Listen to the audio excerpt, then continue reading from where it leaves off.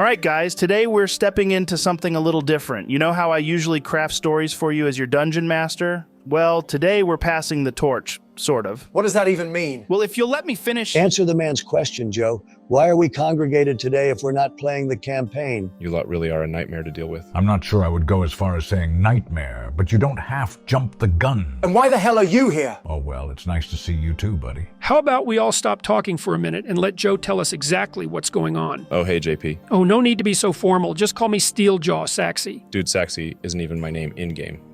Why does everyone keep... Just shut up and let Joe speak. Really, man? Meet RPGGO, the AI-driven dungeon master that's going to take the reins. Imagine this. Instead of me spinning the tale, it's the AI doing the heavy lifting.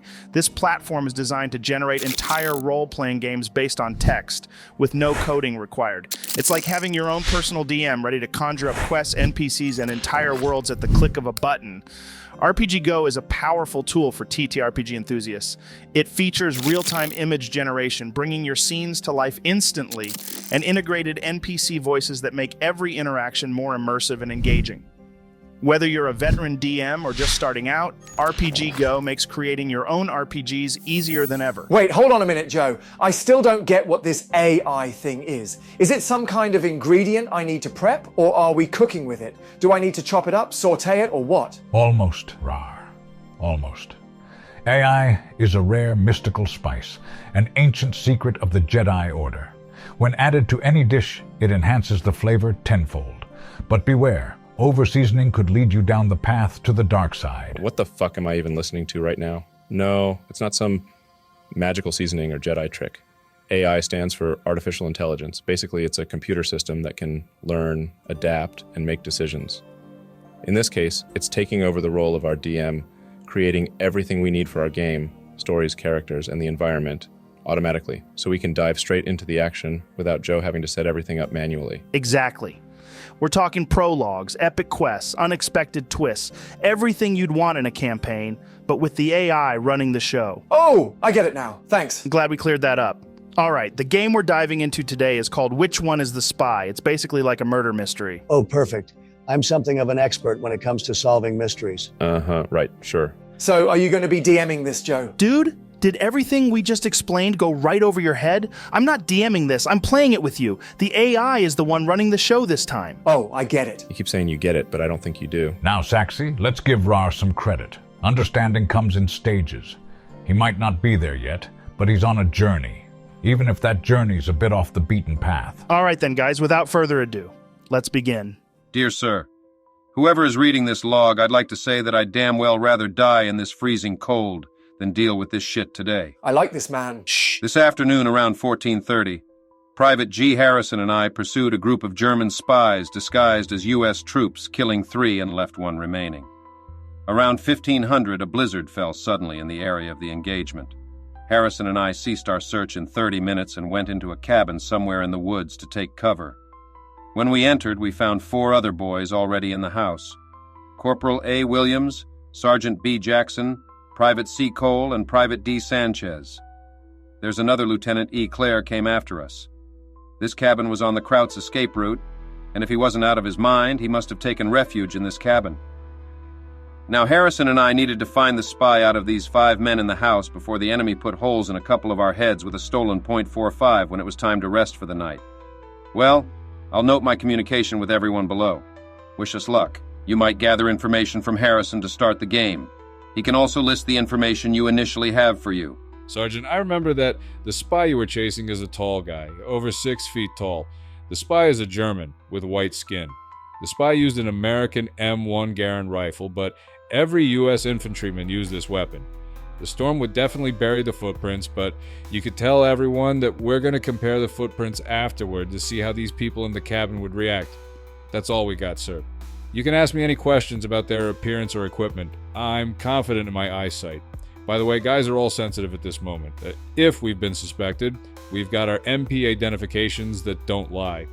I'm not good at investigating, so I'm afraid you need to question those guys by yourself. If you find that spy, please tell me his name. I'll support you to arrest him. Well, doesn't he just have some incredible enthusiasm? Okay, so we're looking for a tall guy. Yep, this is going to be easy. Maybe it's not about height, Raarh.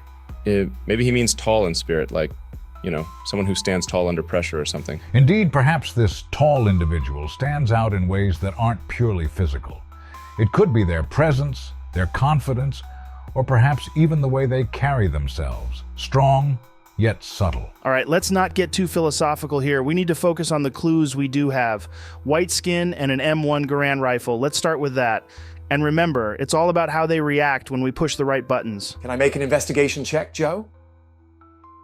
All right, let's start with Private Cole. We'll keep it simple at first, see how he handles the pressure. Lead the way, buddy. So, Cole, let's cut to the chase. Where were you before you ended up in this cabin? And more importantly, how'd you feel about the storm rolling in?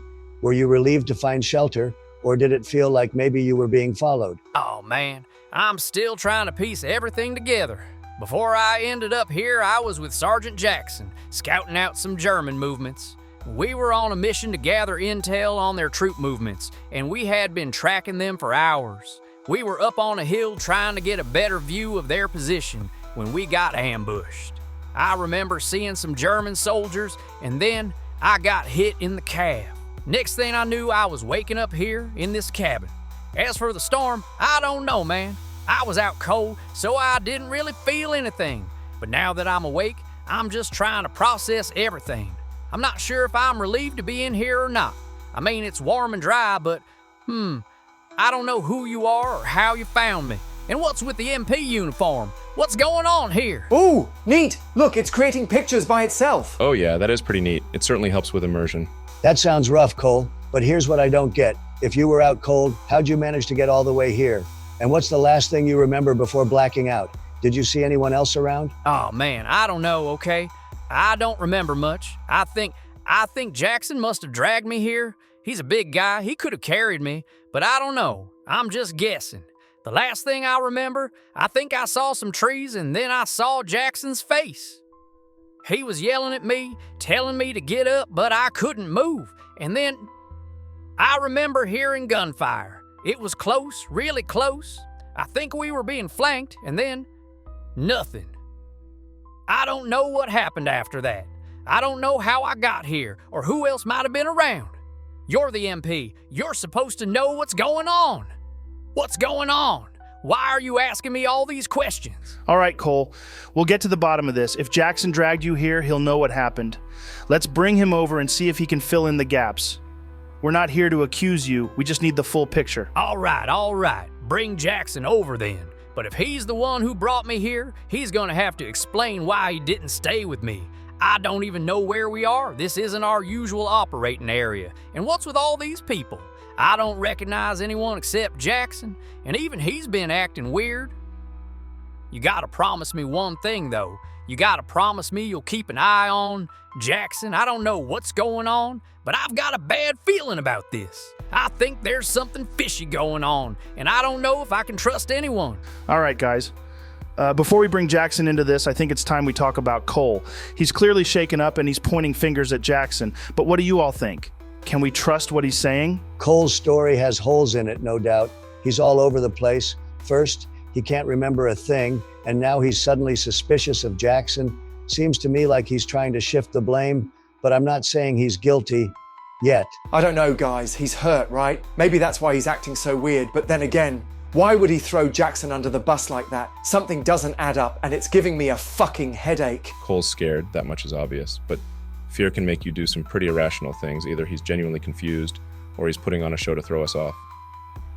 But if he's lying, he's not very good at it. It's wise to question everyone's motives here, especially in a situation as dire as this.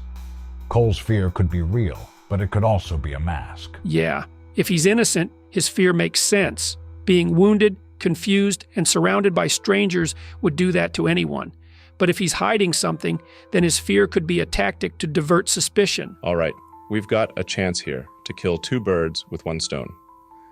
We need to get Jackson talking, see if his story lines up with Cole's, but we also need to find out if Cole's playing us. Here's the plan. I'll approach Jackson like I'm reluctantly accusing him, almost like I'm on his side, but just have to ask these tough questions. If Jackson's got nothing to hide, he'll be eager to clear his name, right?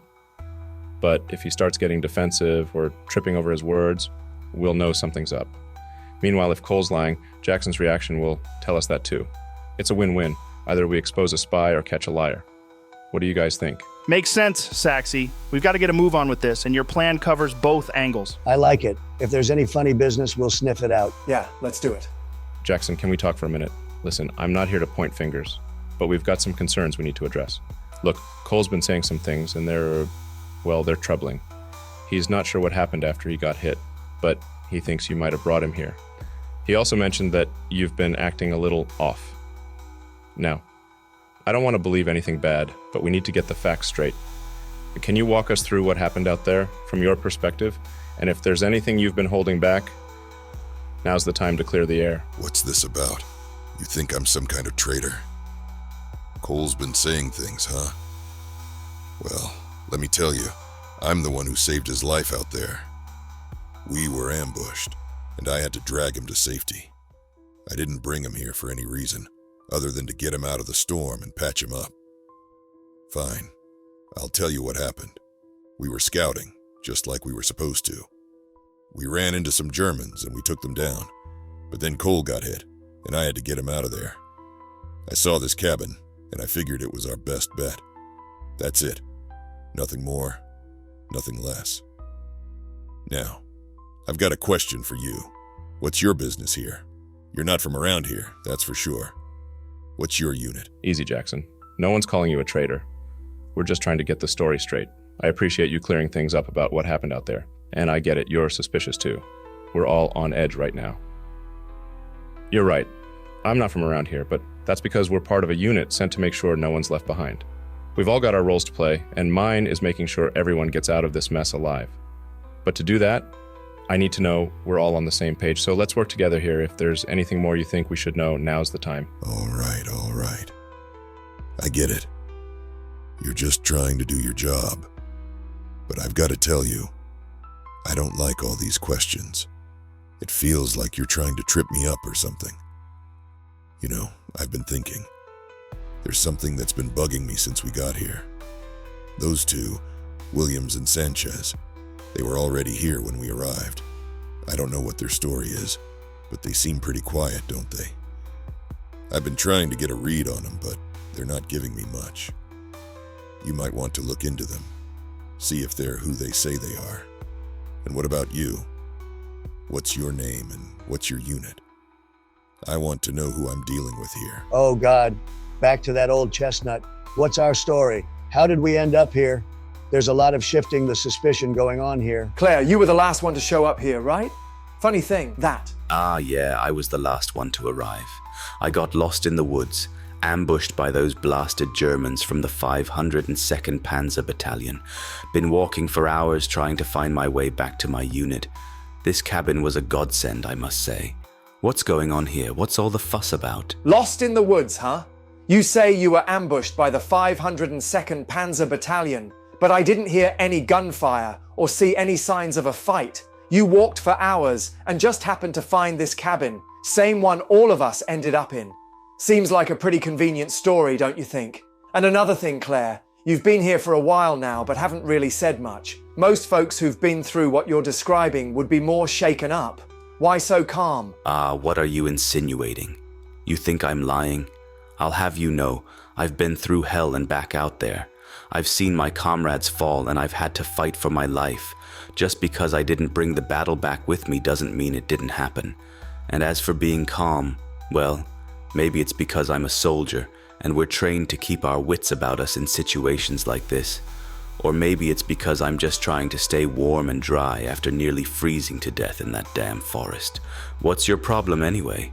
You're the one who's been acting suspiciously, not me. And there it is, that we're apparently acting suspicious. You know, we shouldn't overlook the easy stuff. Maybe we should make a note of everyone's height and skin color, and even their accent or how fluent they are in English. I mean, if we're trying to figure out who doesn't belong, that could help, right? Yeah.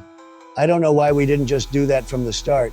I mean, the spy we're looking for is a 6-foot-tall guy with white skin. Indeed. The smallest details can often reveal the biggest truths. Let's systematically note down each person's appearance and mannerisms. Okay then, I'm going to go over to Harrison and get him to make us a list. Hey Harrison, we're trying to piece together more about who's who in this cabin. I need you to help us out by making a list. Can you note down everyone's height, skin color, and any specific mannerisms or accents you've noticed? The more detailed, the better. It might seem basic, but this could help us spot something or someone that doesn't quite fit. All right, Sarge. I'll do my best to recall the details. Let's see. First off, we got Corporal Williams. He's about 6 feet tall or taller, white skin. I remember seeing the armband of the 101st Airborne Division on him. He's been quiet so far, but seems like a straight shooter. Next is Sergeant Major Jackson. He's around 5 feet 5 inches tall, light wheat-colored skin. He's wrapped up tight in blankets and carrying an M1A1 Thompson submachine gun. Haven't seen him move much since we got here. Then there's Lieutenant Clare. He's 6 feet tall or taller, white skin, and carrying an M1 Garand rifle. He was the last one to enter the cabin, if I recall correctly. Private Cole is another one. Not sure about his height since he's been sitting on the ground most of the time, but he's clutching onto an M1 Garand rifle pretty tightly. Got a bandaged wound on his calf. Last but not least, we got Private Sanchez. Latino guy with dark skin and brown eyes, holding an M1911 pistol tightly in hand. Don't know much about him yet. That's what I've got so far, Sarge. Anything specific you'd like me to add or look out for? All right, let's break this down. Harrison's done a good job here. We've got some basic info on everyone. So who do we rule out first? Well, let's start with Sergeant Major Jackson. The guy's wrapped up in blankets and hasn't moved much since we got here. He's 5'5", light-skinned, and honestly looks like he's just trying to survive the cold, not cause trouble. Plus, he's armed with a Thompson. I don't see him sneaking around as a spy. Yeah, he's practically cocooned in those blankets.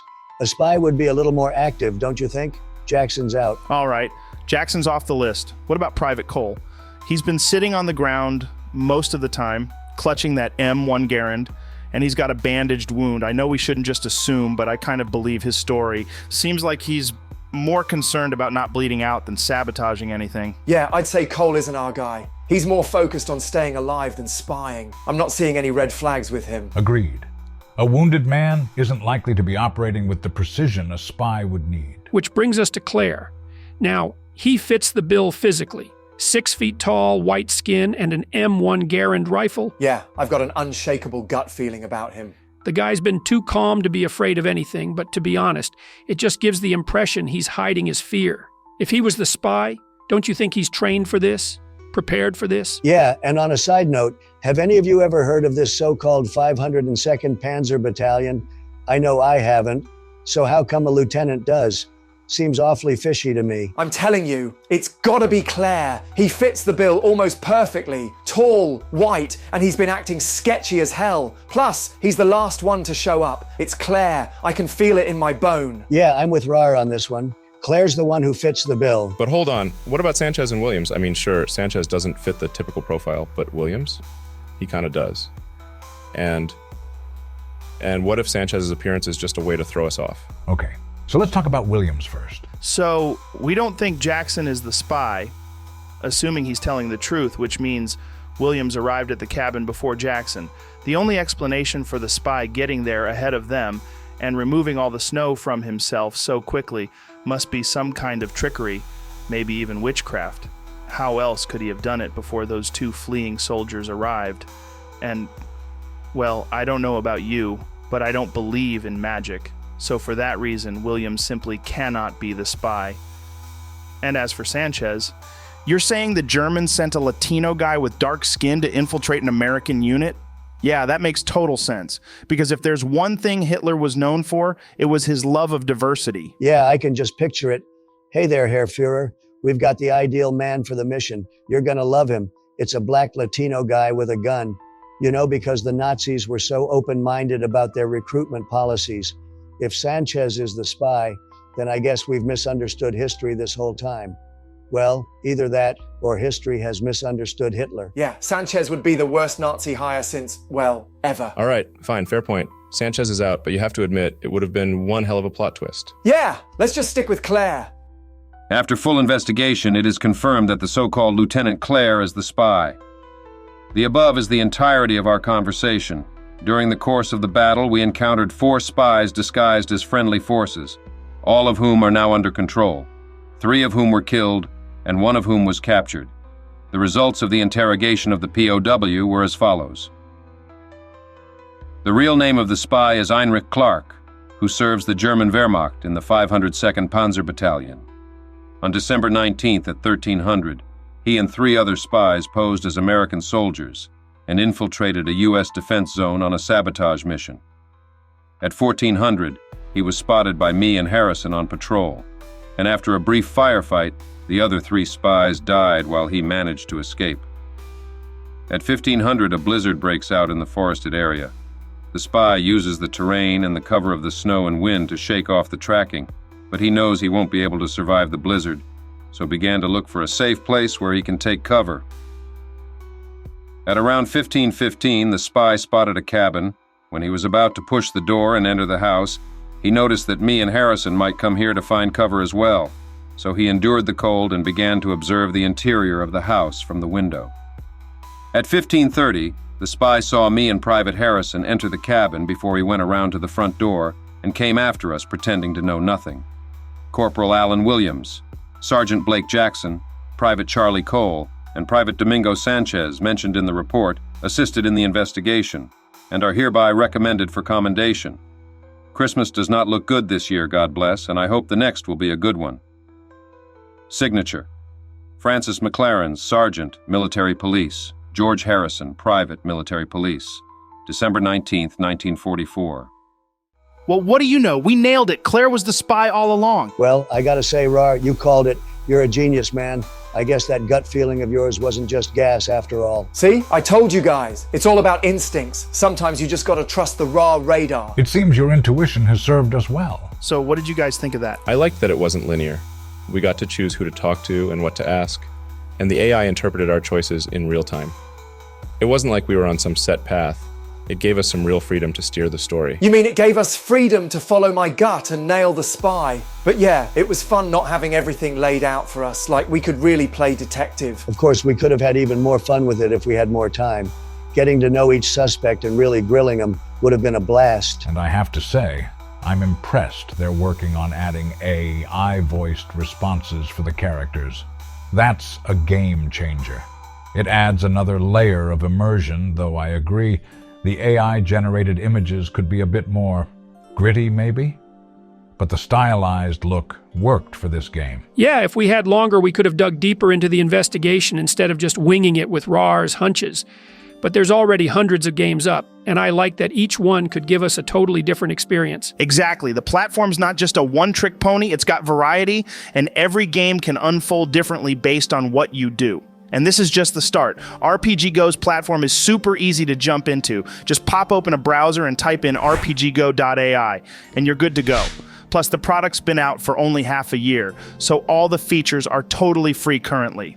Oh, and don't forget to join the RPGGO Discord from the homepage. They've got giveaways, campaigns, and all kinds of prizes going on. Yeah! If this is just the beginning, I can't wait to see how much crazier it can get. I wonder how difficult these scenarios are to create. It seems like there's a lot of depth involved. Well, we can make a short one right now together if you like. See how it all works behind the scenes? Hell yeah, let's do it. I'm down to see what we can come up with. Count me in. Oh, this is gonna be good. Let's make something wild. Ha! Let's do it. All right, so what shall we base it off? Well, Raarh won the last game for us, so I think it's only fair that he gets to choose what we do. Oh, I want a world where humans have been replaced by chickens, and the main character should be Mr. Clucky. You know what? I feel like I shouldn't like that idea, but I really do. Sweet, so we will run with that for now. What do you want the world name to be called, buddy? I think it's only right that we call it Land of the Chickens. Real creative there, man. So what do you want in this section? Other world knowledge details. Well, I want my chickens to be magical, like really magical. So, yeah, that. Okay, I'll just put this in here. Oh, damn, look, they've got an auto-generate feature if you're struggling to come up with ideas. Let's give it a click and see what happens. Don't you dare overwrite my chicken world! Geez, calm the fuck down, bucko. We're not overwriting anything. We just want to see what it can come up with. All right, so have a read of that, Raarh. What do you think? Reading isn't exactly my strong suit, Joe. Read it for me. Ha, how about no? We'll keep your name and descriptions and just fill in the pieces with this. Put Mr. Clucky as the name. Yeah, I'm going to, man. Give me a second. So what do you want their pronouns to be? What the fuck's a pronoun? I don't know, man. It's something all the younglings are doing these days. Well, what are my options? You've got him, her, there, or it. Him. I choose him. Make him 69,420 years old. I approve of this. And for personality traits? I want him to be confident, creative, dramatic, self-centered, competitive, ambitious, spontaneous, and clucking awesome. And what tone do you see Mr. Clucky adhering to? A mythical, dramatic, cunning Texan cowboy. Interesting. Ooh, give him emojis. Are you happy with that personal appearance, Raarh? Damn right I am. So now it seems like we need to select a picture for Mr. Clucky and what we want the art style to be like. Here, use this one. And as for the art style, let's go anime. All right, so off screen, we will create the prologue, goals and conditions, plot details, and all the other juicy stuff. Then I guess we will have a quick play through it. For the lore, I want you to put "Don't fuck with the cluck," and all magic and weaponry is chicken themed. Yeah, I'll sort it, buddy. Damn. So we're done? Are we ready to give it a go then? I feel like we shouldn't play through it all. After all, we wouldn't want to spoil it for anyone else who wants to give it a go and see the crazy twists and turns for themselves. That's a good point. We will just do the first part. In a forgotten time, when the world was ruled by ancient flocks and the dawn's first light crowed upon the horizon, there existed a labyrinth of unimaginable cluckery. Deep beneath the coop, where only the bravest roosters dared to scratch, lay the henhouse of horrors, a maze teeming with perils, from cunning foxes to enchanted corn, all governed by rules as old as the egg itself. This labyrinth is no ordinary chicken run. It is a lot. We should probably just skip this part. You know, so we don't bore anyone watching at home. It seems like Vizuriel has quite the speech prepared. Yeah, the guy never stops talking. Well, unfortunately, we can't. We have to wait for him to finish. I mean, I can?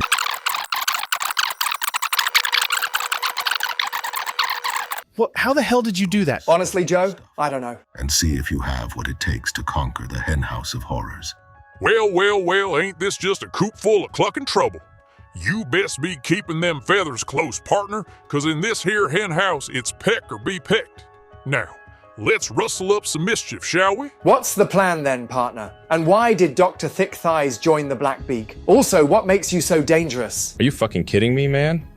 It was your idea to avoid spoilers and shit, yet you've just blurted out inside information that the player isn't even supposed to know yet. Oh yeah, true. Well, fuck. Well, it seems like we must self-sabotage to avoid revealing any more than we have. How do you propose we do that? Just do what you do every Friday, buddy. That'll do the trick. Gotcha. Oh, the plan? Well, partner, I've been scratching and pecking around for info, and it seems Dr. Thick Thighs has been hired by the Blackbeak to stir up some trouble in our little coop. Word is, they're looking to overthrow the clucktocracy and take control for themselves. Ain't gonna happen on my watch, no sirree. As for why Dr. Thick Thighs joined up, I reckon it's because he's got a bad case of foul play. He's always been a bit of a sly one, looking for ways to get ahead, even if it means scratching in the dirt. The Blackbeak's promised him a share of the power, and he's willing to do whatever it takes to get it. Now, as for what makes me so dangerous, let's just say I've got a few tricks up my wing. I'm a master of the ancient art of cluck foo, and I ain't afraid to use it. I've been in more scrapes than a chicken in a fox's den, and I've come out on top every time. So, if you're looking for a partner to take down the Blackbeak and Dr. Thick Thighs, you've come to the right coop. What do you say, partner? You ready to join forces and take on the bad guys? I fight, Mr. Clucky. I am the Blackbeak. Well, look what we got here. The Blackbeak himself thinking he can take on the great Mr. Clucky. You're a mighty big bird, ain't you? Think you can just waltz in here and take me down? Bring it on, Blackbeak. I've been waiting for this moment. You're going down, and I'm gonna be the one to do it. And just like that, you've perfectly derailed the entire session. Well done, buddy. It's what we wanted to do, though, right? Oh yeah, absolutely. Well done, buddy. But yeah, that's the gist of it. The tool guides you through combat smoothly, with no restrictions on what spells or abilities you can throw in the mix. You can get as creative as you want. All in all, it's a fantastic platform that serves up a bunch of wacky scenarios and endless fun, and this is only the start. It's only going to get better. I'll put the link to Raarh's game in the description if you want to play through it, which you absolutely should. And while you're there, you might just find yourself diving into a whole bunch of other adventures. They've got quite the selection. And you know what? Why not make your own and share it in the Discord? Let's see what kind of craziness you can come up with.